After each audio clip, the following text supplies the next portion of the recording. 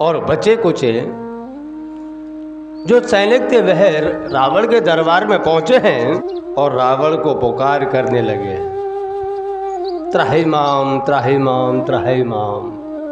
रावण ने देखा सैनिक अकेले हैं, उनके साथ में अक्षय कुमार नहीं है, तो रावण क्रोध में आ गया। कहा क्या हुआ? उसी क्षण जो अधमरे सैनिक थे उन्होंने कहा कि महाराज वह वानर तो बहुत बलशाली है, उन्होंने अक्षय कुमार को मार दिया। रणभूमि में वीरगति को अक्षय कुमार प्राप्त हुए।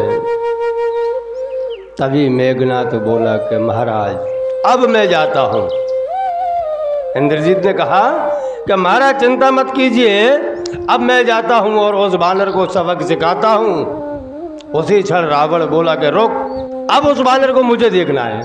तुम जा तो रहे हो लेकिन उस बानर को मारना मत। उस बानर को मैं देखना चाहता हूँ कि वह कितना बलशाली है, जिसने अक्षय कुमार को मार दिया। यहाँ शब्द फेर पड़ा है, पहले अक्षय कुमार को मारने के लिए भेजा था रावण ने, तो स्वयं अक्षय कुमार मर गया। इधर इंद्रजीत को भेज रहा है लेकिन उसको पकड़ने के लिए भेज रहा है, ना कि उसे मारने के लिए। रावण ने कहा कि उस बानर को पकड़ के लाओ, मैं भी देखना चाहता हूं कि कितना बलशाली है वह। इधर इंद्रजीत स्वयं के दल बल के साथ में जा रहा है। इधर हनुमान जी एक वृक्ष के ऊपर बैठे हुए हैं और एक सैनिक को पकड़ रखा है। जैसे ही दूर से सैनिक आते हुए नजर पड़े तब हनुमान जी ने उस सैनिक से पूछा कि अब कौन आ रहा है। उसी क्षण वह सैनिक बोला कि अब रावण का पुत्र मेघनाथ आ रहा है। बस इतना सुना है, मेघनाथ नजीक पहुंचा है, बात संवाद हुआ है। इधर मेघनाथ ने कहा कि हे बानर, तूने आकर के लंका के अंदर इतना उत्पात मचा रखा है, मैं तुझे नहीं छोड़ूंगा। इतना ही कहा था तब तक तो हनुमान जी ने एक पेड़ जड़ मूड़ से उखाड़ा और उखाड़ करके मेघनाथ के रथ पर दे मारा। और मेघनाथ के रथ पर जैसे ही मार पेड़ से घात हुआ है, रथ तो चकनाचूर हो गया, उधर मेघनाथ भी बेहोश हो गया। अब मेघनाथ तो बेहोश पड़ा हुआ है, लेकिन जो उसके साथ में महाभट आए हुए थे वह अनेकों प्रकार से युद्ध कर रहे हैं। किसी को हनुमान जी पकड़ के आकाश में फेंक रहे हैं तथा किसी को जमीन पर रगड़ रगड़ के मार रहे हैं। अब जो जैसे ही हाथ में आए वैसे युद्ध चालू है।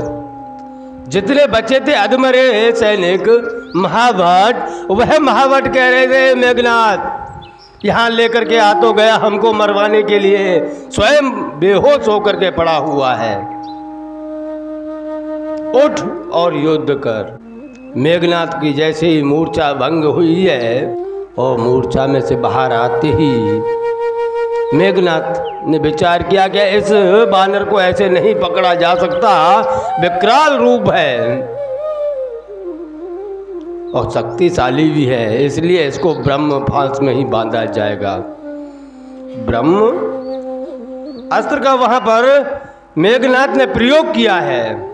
हनुमान जी के ऊपर मेघनाथ ने ब्रह्म अस्त्र का प्रयोग किया है। ब्रह्म अस्त्र ते ही साधा कपि मन कीन विचार, जो ना ब्रह्म सर मानऊ महिमा मिटाई अपार।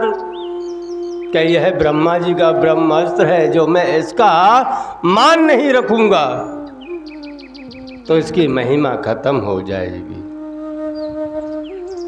अन्यथा हनुमान जी को कौन सी बड़ी बात थी, जो बाल रूप में जब थे हनुमान जी, उस समय सभी देवताओं ने उनको अनेकों प्रकार के वरदान दिए हुए थे, तो ब्रह्मास्त्र को तोड़ना कोई ज्यादा बड़ी बात नहीं थी।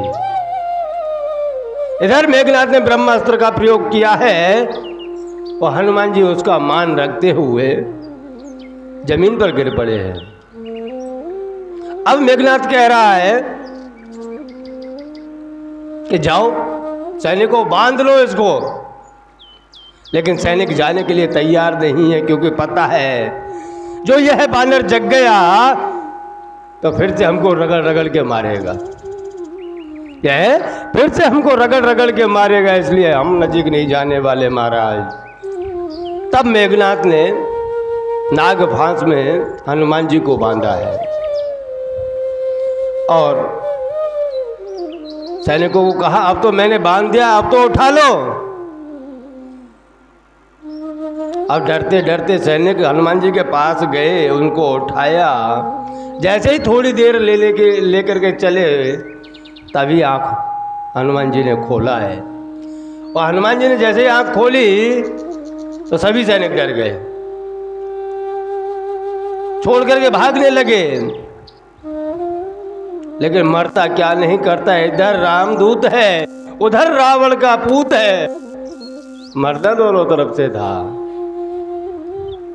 तो हनुमान जी ने कहा कि मुझे ले तो जा रहे हो, मैं नहीं मारूंगा किसी को, लेकिन मैं कहूं ऐसे करो। हनुमान जी ने कहा कि मैं कहूं ऐसे तुम करो तो मैं नहीं मारूंगा। सैनिकों ने कहा यार अगर जान बच रही है तो इससे बड़ी बात क्या है, आप क्या करना चाहते हो कि मैं जैसे बोलूं ऐसे बोलते जाओ।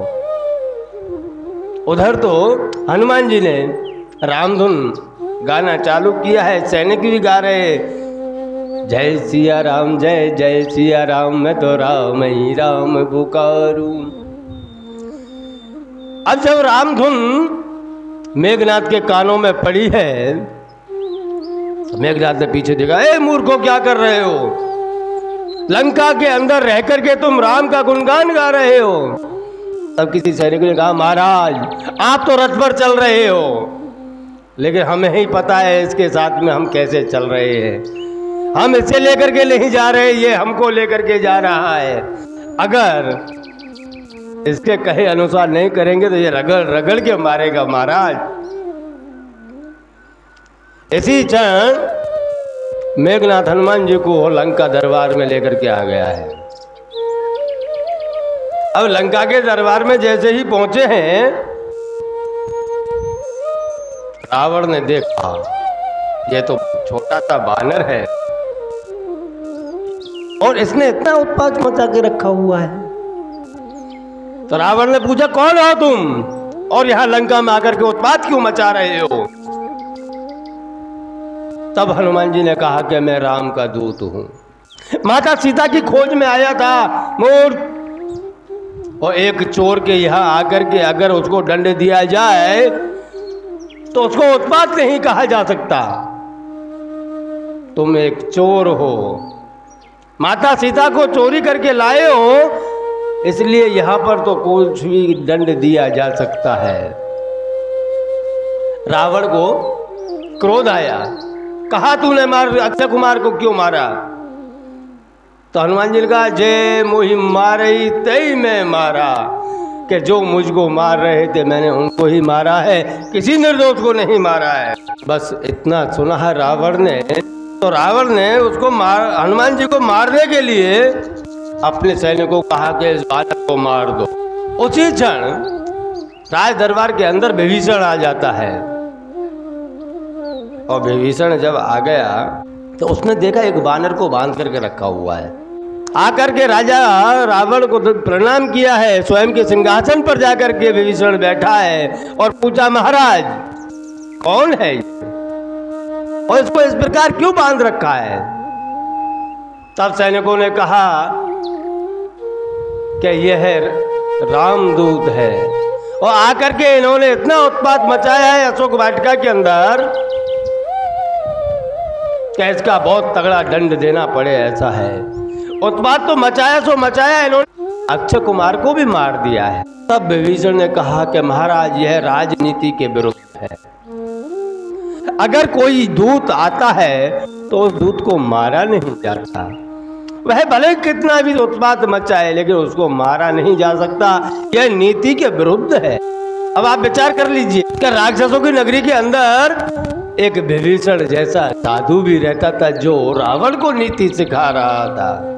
तब रावण ने कहा कि तो उसमें किया क्या जाए। कि कुछ नहीं, इसका अंग भंग करके छोड़ दो, इसका अंग भंग करके छोड़ दो। उसी क्षण हनुमान जी को शूर्पणखा की बात याद आ गई। जब अंग भंग करने की बात आई ना, उसी समय शूर्पणखा की बात याद आ गई उसे कि राम का भाई लखन, और उस लखन ने रावण की बहन की नाक कान काट लिए थे। कहीं ऐसा ना हो कि आदेश हुआ है अंग भंग करने का, तो मेरे नाक कान ना काट लिए जाए, और जो मेरे नाक कान काट लिए जाएंगे तो मैं समाज के अंदर किस मुंह से जाऊंगा। तब हनुमान जी ने एक युक्ति लगाई और अपनी पूंछ को पकड़ के उससे प्यार करने लगा, पूंछ से प्यार करने लगा, माथे से लगाए, कभी उसको चूमे। यह सारी लीला रावण देख रहा था। और सरस्वती भी उस समय हनुमान जी के साथ में थी, तो रावण की बुद्धि फेर दी और रावण ने कहा कि कप की ममता पूछ पर पावक देव लगाए, कि इस बानर की ममता पूछ के ऊपर ज्यादा है, इसलिए इसकी पूछ ही जला दो। हनुमान जी ने विचार किया कि जय हो प्रभु, हम जो चाह रहे थे वही हुआ। पूछ को जलाना कोई बड़ी बात नहीं है। अपने सामाजिक व्यवहार के अंदर कहते हैं ना, इसकी तो बहुत पूछ है। कोई किसी का परिचय देता है कि इस भाई का क्या नाम है, क्या काम है, तब अगर किसी की कोई पूछ होती है ना, पूछ, इसकी तो बहुत लंबी पूछ है भाई, यहां से और दिल्ली तक की पूछ है। पूछ एक अहंकार का स्वरूप बन जाता है उस समय। तो हनुमान जी ने विचार किया कि अच्छा हुआ जो रावण ने मेरे पूछ के बारे में कहा।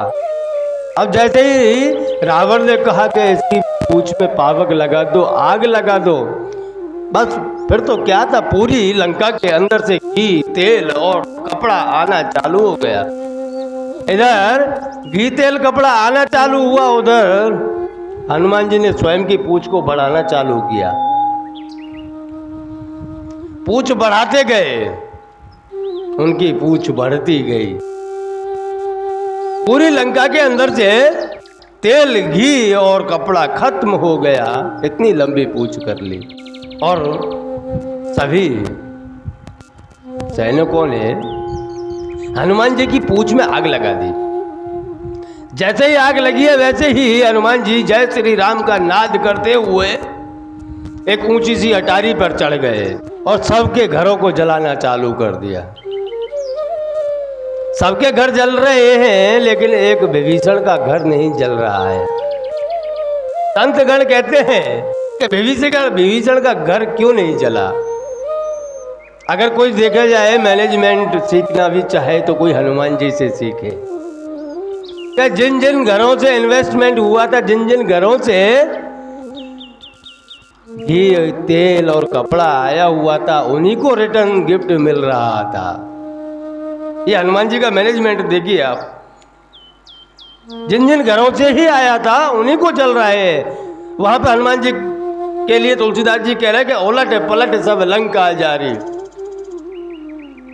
ऐसे नहीं कहा कि पहले ऊपर से जला दिया फिर उल्टी करके जला दिया, नहीं, एक बार जला गए फिर ऊपर जाकर के निरीक्षण किया किसी का घर बाकी तो नहीं है ना, फिर पलटे वहां से, फिर जलाते जलाते जब तक लंका राख नहीं हो गई तब तक हनुमान जी उसे जलाते रहे। यह हनुमान जी की चौपाइयों के अनुसार तुलसीदास बाबा है संपूर्ण कथा ऐसी कह दी कि एक तो पूंछ जिसकी होती है, लंबी पूंछ बड़े काम की होती है अगर उसका उपयोग करना आए तो, और जो उपयोग ना कर सके उसको अहंकार का रूप बना ले कि मैं ही हूं, तो वे कोई काम की भी नहीं है। इधर हनुमान जी ने संपूर्ण लंका को जला दिया है।